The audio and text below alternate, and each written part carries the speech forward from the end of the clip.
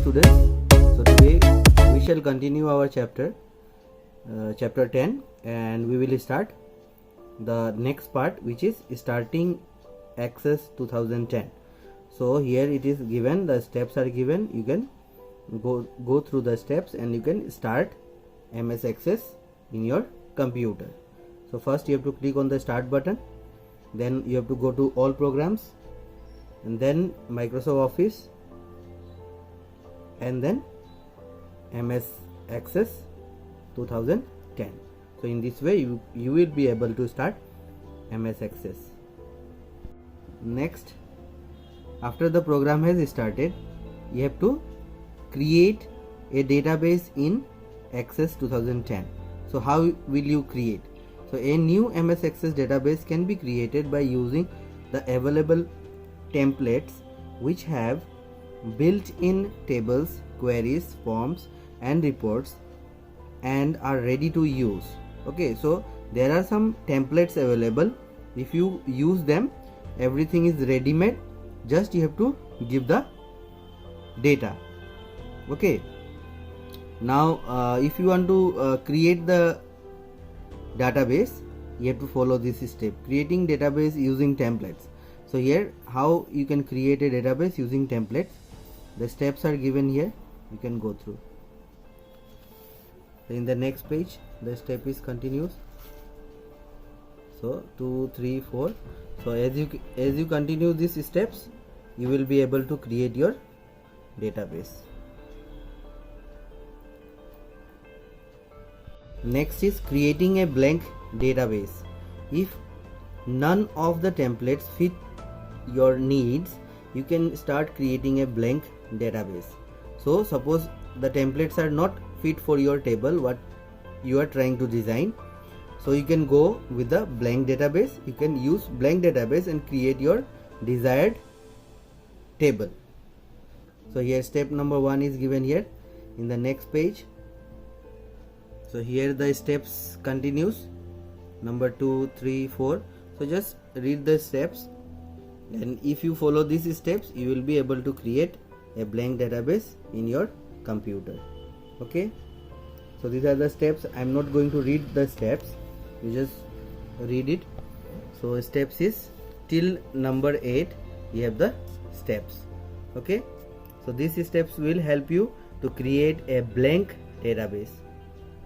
Now when your table is created, database is created, your database is created, your tables are ready, so you would like to save your database. To save the database, you need to save the table that you have created. This can be done in the following manner. So in this manner, in these steps, by following these steps, you can save your database.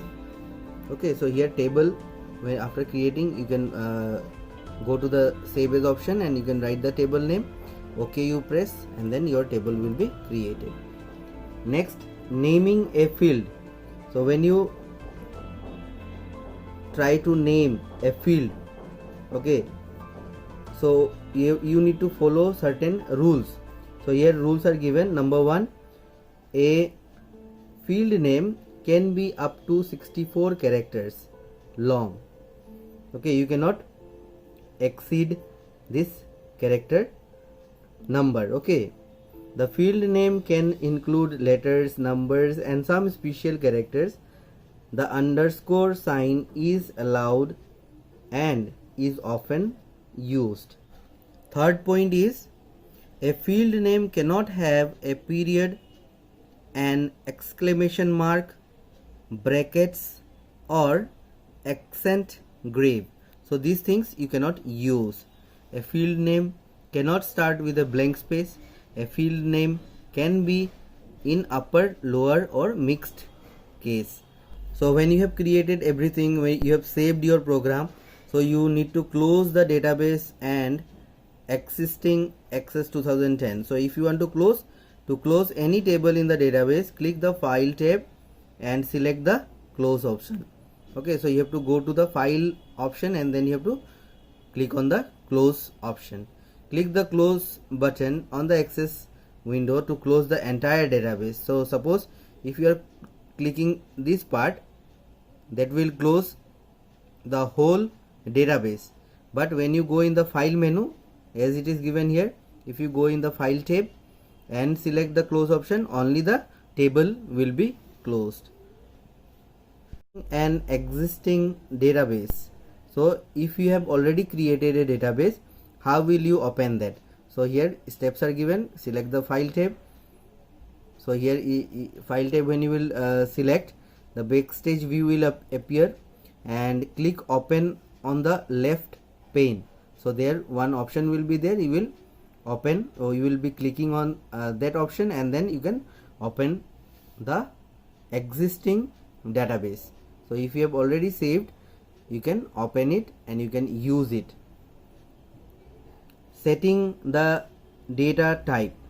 Now after you entered the field name, you will need to set the data type for each fields. The data type controls what type of data you can enter into a field. So this data type, when you are using, this will help you to control what type of entry you are making. Okay, what type of entry? Suppose date if you want to enter, then you have to take the data type date. Okay, so in the next page, these are the data types. Okay, these are the data types, and these are the description given. Suppose text, there you will enter only text. Number, then you have to enter number. Okay, so in this way it is given. You can just go through this part. Lookup and relationship data type. Now this data type creates a field that allows you to choose a value from another table or from the list of values that you create. The steps to set this type of data are as follows. So if you want to create lookup and relationship data type, so you have to follow these steps. Follow the steps and you will be able to create your lookup and relationship data type. Working with fields. Now sometime you need to change the table design after creating the table. In the datasheet view, you can add a field, delete a field, rename a field, move a field, and change the data type of a field. So when you are working with field, so sometime you might want to add something, sometime you might want to move something, sometime delete something. So those things you can do here. Step by step it is given. The steps are given, just steps you read, you will understand. Okay, so moving, how you will move, hide, unhide column, so steps are given. Okay, freeze, unfreeze, so these things are given, you just read. When you scroll to the right in the table that has many fields, viewing the leftmost field becomes difficult. Suppose one example I will show you. So if you can see here, serial number, submission date, student name, date of birth, father's name, mother's name, class, section, roll number. So these are all field name. So in this case you can use the freeze option. Okay, so in this case you can use the freeze option. Suppose you want to view student name and you want to view, suppose, mobile number. So mobile number is here, student name is here. So you will freeze this option and then you will freeze this one. So when you freeze, what will happen? It will come to the leftmost. So as you can read here, you can freeze one or more columns on the data sheet so that they remain visible all the times on the screen. Understood? So in the example as I showed you, so name and phone number, it was far away. So when you use this option, it will be in the left side and it will be displayed every time. Okay, so that is the use of freeze option. So how will you freeze? Steps are given here. Number one step,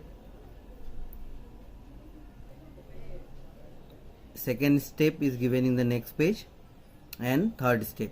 So these are the second step and third step. So when you use these steps, you will be able to freeze your data. To change a field's format, so suppose you want to change the field's format, you have to use these steps. Next is to add default value to a field. So when you are entering, or when you want to enter a default value, you can use these steps to enter a default value in your database. To add caption to a field, for a user accessing your database, the field caption serves as the title of the field and displayed in all views. So caption means it is the title of the field. Okay, the title of the field. Now to set the caption for the table, okay, 1, 2 and 3 steps are given. So you follow these steps and you will be able to create or set caption for your table. To change field property, use these steps. So steps are given here. Restricting data input by validation rule. Okay, so there are some certain restrictions will be there. If the person who is doing data entry, there will be restrictions. Suppose in the place of phone number, he cannot write anything. Okay, so he has to enter a valid phone number. Suppose 9 digit if he types, so it will be invalid, the input will not be taken. So there are two types of validation rule: field validation rule, record validation rule. So this one you just read by yourself, it is very easy, you will understand. Okay, so validation rule restricting, that you understood. So field validation rule, to set validation rule for a field, follow the given steps. So these are the steps you can follow and you can set the field validation rule. Okay, to create a validation message that should be displayed when an invalid data is entered in the field, do the following. So suppose you want to give a message. Suppose the person has entered 9 digit number. In phone number it should be 10 digit. So if he or she has entered 9 digit, so you want to give a message that the number is invalid. So for doing that, you have to follow these steps and you can do. In the next page, the steps are continue. Here is the second step and the third step. So if you follow these steps like this now, so you will get a message. The mark should be less than or equal to 500.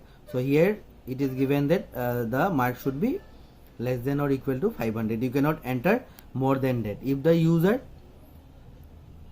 input is given more than 500, then this message will come. Okay, then you have record validation rule, and record validation rule also you can set by following these steps. A validation message for the record validation rule can be created in the following manner. So here also you can create a message like this. Okay, so for record validation also you can create. Next point is totaling, sorting, filtering and searching data. So if you want to do total calculation, if you want to do, you can do. Okay, so for that you have to follow these steps. Here options are given. You can do sum, count, average, etc. you can do, and calculation you can do. So that is totaling. Sorting also you can do, like A, B, C, D, no? So in which format you want shortest, sort largest to smallest. Okay, so if you want to sort your data from largest to smallest, you can do that. In alphabetic order, that also you can do. So that is sorting the data. Filtering data. Filtering data, when you use like filter, no? So suppose you want to access the data of grade 3, class 3. Suppose in your database you have class 1 to 10, and you want to access only class 3, so that is called filtering. Okay, so in that way you can filter. Here third step, and then you have in the next page the fourth step. Okay, toggle filter button, short filter. So whichever filter you want, that one you can use and you can access your database. Advanced filtering. So some advanced filtering option is also available. For that you have to follow this 5 steps are given here. So if you follow advanced filtering in your database. Next is searching for data. So to search for data quickly, use search box at the bottom of the Access 2010 screen. So if you are using 2010 Access, then you will get a search box at the bottom, and in that bottom you just enter your desired name or number, whatever mark. So whatever you enter related to that topic or that point, they will give you the answer and you will get the output. They will search and they will give you the output. Okay, so for doing that, steps are given here. These steps you go through. Okay, if you follow these steps, you will be able to search a record in Access 2010. So with this we come to the end of our chapter. Thank you so much for listening. Have a wonderful day. Thank you so much for listening. Have a